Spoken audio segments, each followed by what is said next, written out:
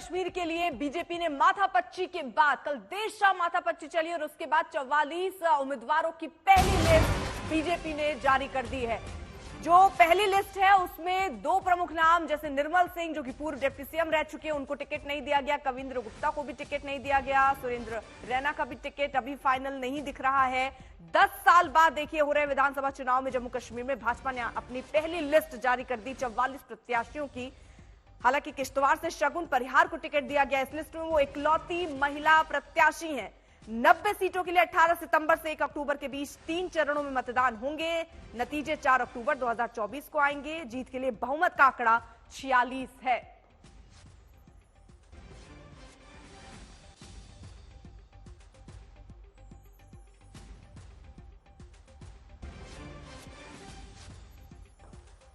सुनील जी भट्ट हमारे साथ हमारे सहयोगी इस वक्त और जानकारी के साथ जुड़ चुके हैं। सुनील जी, जो ये दो नाम दिख रहे हैं जैसे निर्मल सिंह और कविंद्र गुप्ता, क्या इनके टिकट कट गए हैं या अभी किसी और सीट से इनको उतारा जा सकता है?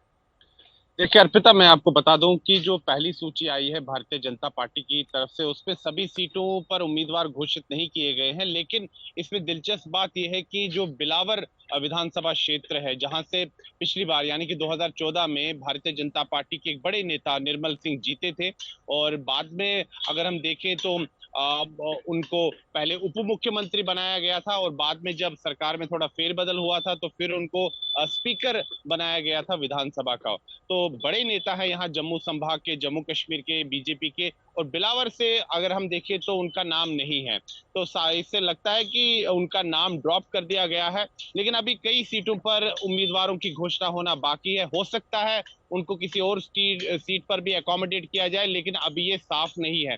जहां तक कविंद्र गुप्ता की बात है तो पिछली बार कविंद्र गुप्ता जो है गांधीनगर विधानसभा क्षेत्र से चुनाव जीते थे, लेकिन चूंकि जम्मू कश्मीर में इस बार परिसीमन हुआ है और परिसीमन के बाद सीटों के सीमांकन में बदलाव हुआ है।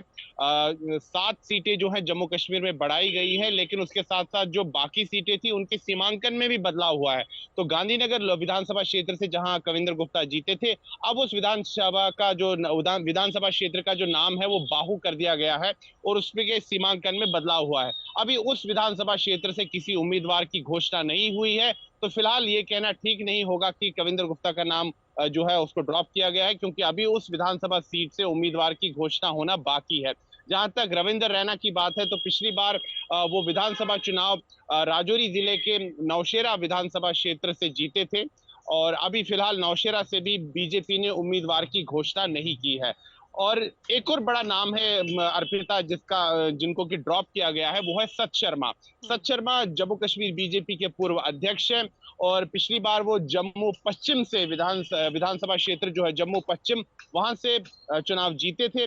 बाद में वो मंत्री भी बने थे पीडीपी बीजेपी की सरकार में, लेकिन इस बार उनका नाम जम्मू पश्चिम से नहीं दिख रहा है। अर्पिता, तो फिलहाल ये पहली लिस्ट जारी हुई है 44 उम्मीदवारों की। इस पर हमारी नजर बनी हुई है क्योंकि कल पहले चरण के नामांकन के कल आखिरी दिन है। क्या उससे पहले जो बाकी हैं वो क्या शाम तक ही बीजेपी लिस्ट जारी करती है, इस पर भी हमारी नजर रहेगी। बहुत बहुत शुक्रिया आप दोनों का तमाम जानकारी के लिए।